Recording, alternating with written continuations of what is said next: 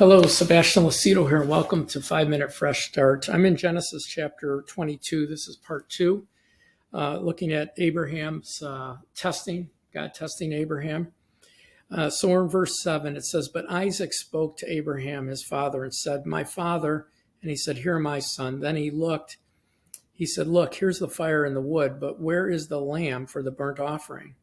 Abraham said, 'My son, God will provide for himself a lamb for a burnt offering.' So the two of them went together. Then they came to the place which God had told them, and Abraham built an altar there and placed the wood in order. He bound Isaac his son and laid him on the altar upon the wood. Abraham stretched out his hand and took a knife to slay his son." Now, let's just stop there for a second. Let's just look at this review. Yesterday we talked about the correlations, right? His only son. They went to the mountain of Moriah. There were two men with him. There were two men with Jesus on the cross. He laid the wood on his back, so he carried the wood for his own sacrifice. Isaac did, just as Jesus did. And so both the father, Abraham, and his son were willing, because we learned yesterday that Isaac is probably about 30 to 33 years old. I say he's 33 years old. So his father bound him. He had to be willing. I mean, he could have fought this old man. He was willing, just like Jesus was, and he laid down. We don't study this, but he was submissive to his father to the point of laying on the wood for the burnt offering. The next phase of this would have been to kill him and then to light a fire and burn him up. And this isn't in God's character. God does not ask us to sacrifice people.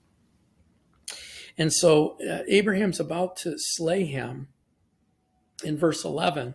Then the angel of the Lord, and that's Jesus. Whenever you see the angel of the Lord, Old Testament, it's Jesus, called to him out of heaven and said, "Abraham, Abraham." He said, "Here am I."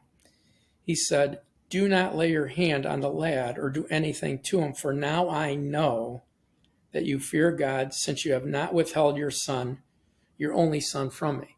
Literally what he's saying is, I know that you love me more than anything, and that you're willing to give me your greatest possession back, that nothing is above me and my word, that no matter what, you're going to trust me. I mean, this is a huge test. Abraham waited 20 years for Isaac. He waited, patiently for him, and then he has him, and he's in his possession for, 3 decades. And God asks to give him back, and he doesn't hesitate. He gets up early in the morning. Isaac lays on the wood, and so as you look at this, he's really, willing to give his son up. It goes on to say, then Abraham looked, and behold, a ram was caught in a thicket by its horns. So Abraham took the ram, offered it up for the burnt offering instead of his son. Abraham called the name of the place, "The Lord will provide." As it is said, "On this day in the mount of the Lord it shall be provided." And so when we look at this, this word, this terminology is Jehovah Jireh, right? The Lord my provider, or the Lord will provide. We see here that Abraham knew that God would provide for himself a sacrifice. Even Hebrews says that if he slayed his son, he knew he would have to raise him, because he said from Isaac would come the blessings that were promised to him. But he had the faith to go to this extent. I mean, do we have that faith? Can we trust God no matter what? Can we trust God and have a level of obedience and faithfulness and just trust him with unquestioned, unwavering faith to offer God everything in our life, our greatest possession in our life? Do we put God above everything? Do we love the Lord our God with all our heart, soul, and mind? And so when you look at the scripture here, this is a huge test, and God provided for himself a sacrifice. It was his own son for us.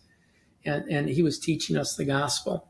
So tomorrow we're going to go over the balance of this and how happy God was at this. So God bless you. Thanks for watching today. Please visit our website. We also have a new phone app. You can go to the Apple App Store, or you can go to Google, download our app. All of our teachings are there, even our private stuff that might go against community standards of Facebook and YouTube. They're there, and so you can get those. But thank you for allowing us to join you on your journey to know God and his word.